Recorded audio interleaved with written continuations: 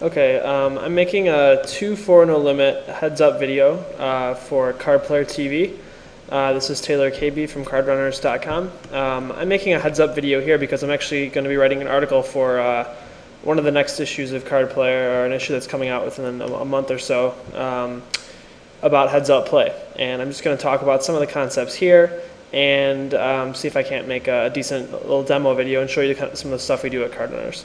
Okay, first of all, I'm playing against this guy that has 3,500 at a 2-4 no limit table. That's something you should think about because the guy has almost 10 buy-ins in the table. He's obviously a good player. It's probably someone I wouldn't play against, except for I'm trying to show a video against a pretty solid player. I've raised King 10 suited, and he's re-raised me pretty instantly over the size of the pot. So I'm going to mug the hand and just kind of, actually that was about a pot size raise right there. But I'm going to mug the hand, 10 king suited, in position, the first hand I've seen him raise. I'm going to give him credit for one and then just kind of, go from there.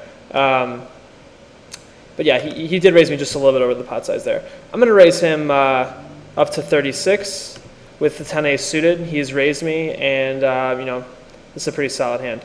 I have to figure this guy's a pretty aggressive player. When you sit down against a heads-up player and he has this much money on the table, you just have to assume that he's a good, solid, aggressive player.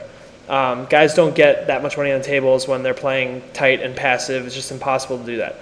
So if you'll see what I did there is I had a pretty solid holding, 10 ace suited, and what I think is an aggressive opponent because he has a big stack, he's playing heads up, and he's already re-raised me once pre-flop.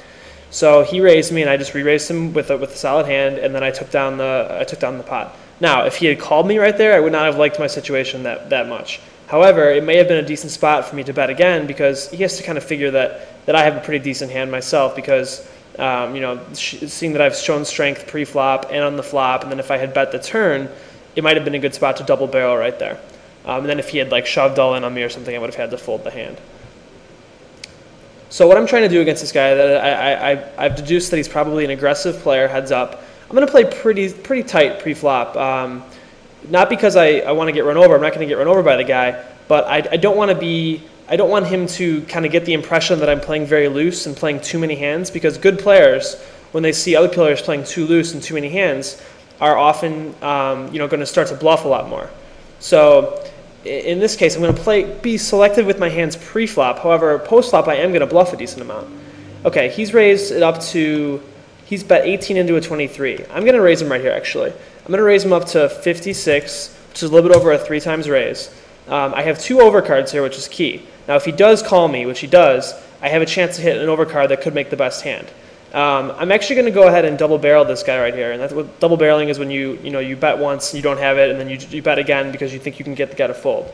I'm going to bet 115 into this pot, and which is going to leave about a pot size bet. I think in retrospect I would have maybe wanted to bet a little bit less right there.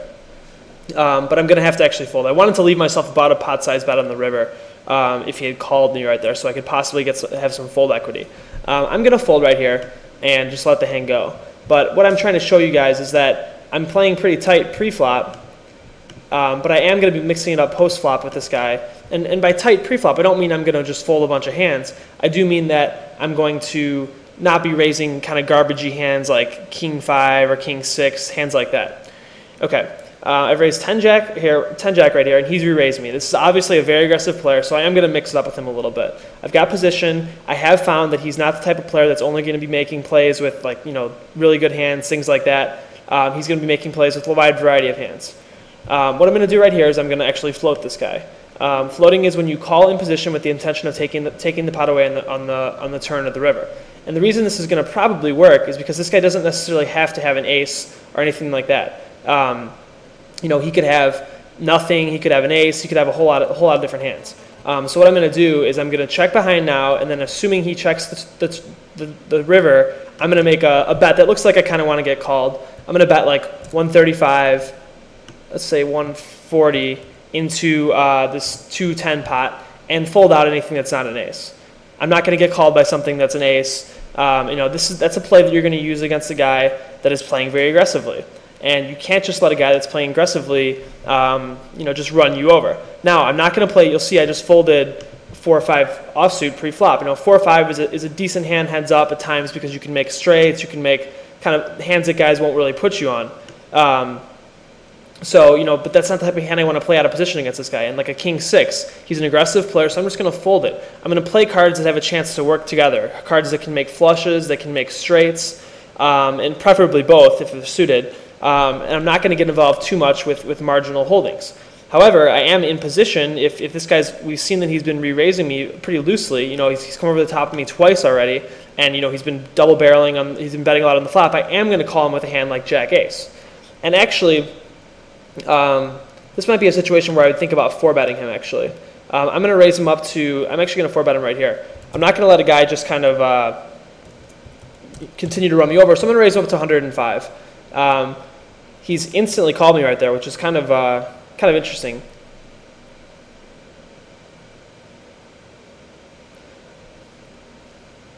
Now this is a spot where a lot of guys are not going to give me credit for a hand right here. I'm going to actually check behind right here because I'm very vulnerable. If I bet, he can very easily shove on me. And that's obviously a very good card for me right there. But I'm going to check behind again for deception purposes. If you'll notice, I'm not playing my hands kind of just very standardly. I'm playing them substandardly. And that's kind of what you want to do heads up. I have to call him right here at this point. Oh, wow. So, okay, I mean, if you'll notice right there, I had ace-jack against king-jack. I'm a huge favorite to win the hand, seeing the flop. I mean, I wouldn't say huge, but as far as the hold'em goes, you're never really that far ahead. In that case, I had ace-jack against king-jack on the flop. He needed to catch, on the flop, a king, and he didn't catch it, which most of the time he's not going to. And then on the turn, I made my ace, which obviously is the card that I want to hit. And I couldn't actually, I checked because I wanted to get some action or a bluff from a hand that he totally missed from. I'm about 18 into a 24 with two pair here. So, I kind of got unlucky in that the river was the one card that made his hand, and I have to pay him off after I've checked behind on the flop and the turn. I have to check behind right there. But what you'll see here is that, first of all, I feel like I'm making the right plays. I didn't bet that flop there because I thought it was very, very likely that he's going to raise me all in with any pair because he probably puts me on two big face cards. And when aggressive players put someone on two big face cards, they'll often just shove in with a wide variety of holdings. So I checked behind on the flop. The turn I hit the card I probably wanted to hit.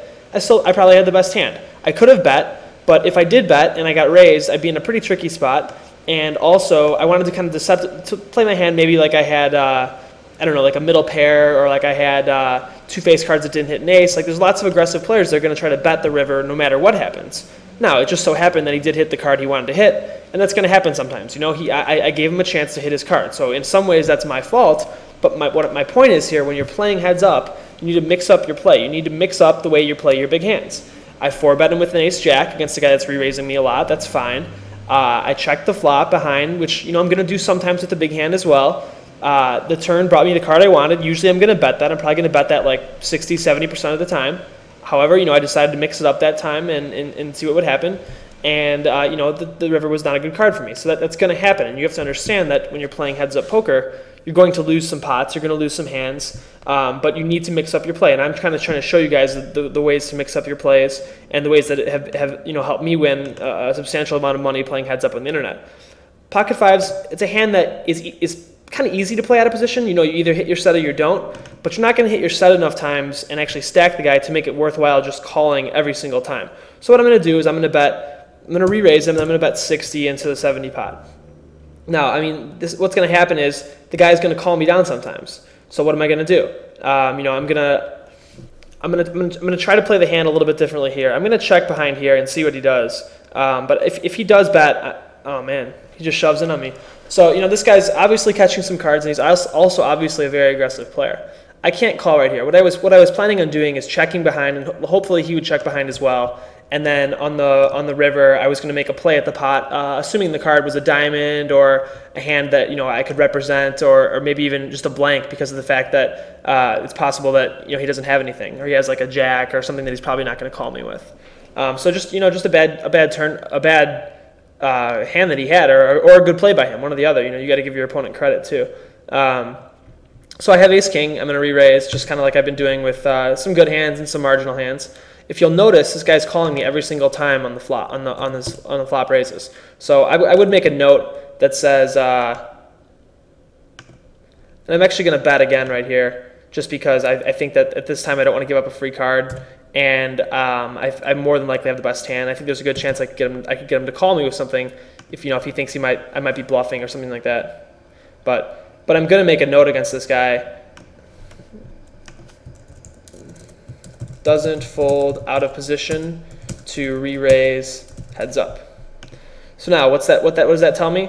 If I play again in the future and I for some reason haven't remembered him or something, I'm going to fold the ace-3. It's a hand that I can raise, but it's not a hand that I really want to play, even in position, because it's just going to be tough. Even if I hit my ace, I don't really know where I stand.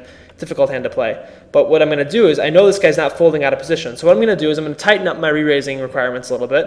I'm not going to raise him as often. But when I do, I'm going to have good hands, and I'm going to play him very, very aggressively. So, this guy he's playing very, very aggressively. I'm going to fold right here and just let this one go. I've gotten caught a couple times bluffing. I'm not sure if he really knows I'm bluffing or not, but, I've been caught for sure. But eventually the cards are going to even out, and I'm going to start to make some hands. Okay, here's a good example. He's re-raised me again. Now what I'm going to do, I'm going to 4-bet him right here. I have a very good hand. I have ace-king. I'm going to raise him up to 125, a little bit over the pot size actually, and the stacks are getting bigger, so I'm going to raise him a little bit more, and I'm going to see what he wants to do here. I'm hoping he shoves in on me actually. Okay, that's fine. Okay, well, we have a coin flip right here. I mean, that's just going to happen sometimes, but it doesn't look like I'm getting any help right here. So you get all in with the coin flip heads up. You can do a lot worse. That's just kind of again like a bad spot for me. But the guy's incessantly re-raising me pre-flop, so I'm going to get it all in with ace-king. It's just a great hand to get it all in with heads up. I'd be less likely to want to get it in against at a full ring table or a 6-max table, because you're more often up against like kings or aces, but heads up you just don't see that very often. He's re-raised me again, so I'm just going to fold. This is a situation where this guy's style could very easily tilt some other players. And to be honest, it would tilt me sometimes too, because it's frustrating to play against a guy that continues to run you over. But I'm trying to show you guys. He's taken me for a couple buy-ins here, but you have to understand. Card runners. I'm gonna have to cut the video short here because we only have about 10 minutes for these videos. But we try to show you all of our sessions. This is just this is a losing session. So far in the first whatever hands I've played, I'm losing here. That's going to happen. Like any poker player that tells you that they don't have losing sessions is lying to you. I mean, it's going to happen, and you're going to have to fight through them. So what I'm going to do is tighten up my raising requirements too. He's re-raising me a ton, so I'm going to start to tighten up my raising requirements on the button, as well as my re-raising requirements. And I'm going to start to show this guy some good hands. He's re-raising me way too frequently to be profitable against a good player. Against a bad player who may start to make some incorrect adjustments, and he might be able to get away with it. But what I'm trying to show you guys is that even the best players, even good players, winning players, have bad sessions, and against players that sometimes the cards just don't go your way. I've got it all in with a coin flip and it didn't work. I slow played one hand and he caught the one card he needed. It's just going to happen sometimes. So, I'm hoping to show you guys some, these are some basic strategies for heads up. And, I'm going to call with a 5-6 right here.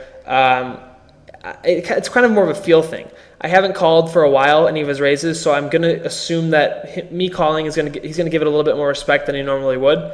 This is just kind of illustrates the problem with playing hands like this out of position, because you totally miss the flop, and what are you going to do? Just bluff him, and it becomes a very unprofitable situation. But I will take flyers with a hand like that, especially if I've been folding a lot. You can't just keep folding every single hand.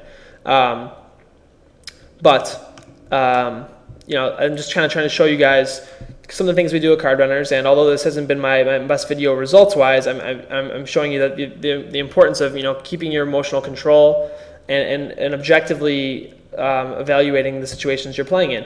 And I also like to say that when you're playing heads-up poker on the internet, especially, you can lose money really fast. And what I would recommend is setting like a 3 buy-in or 4 buy-in stop loss. If you lose 3 or 4 buy-ins, quit and come back the next day, because some of your worst losses can come when you're either tilting or when the other guy has a big advantage on you because he's on a rush of cards. So that's going to be the video for today. Hope you guys enjoyed it, and look for my heads up column in the next Card Player magazine. Thanks a lot.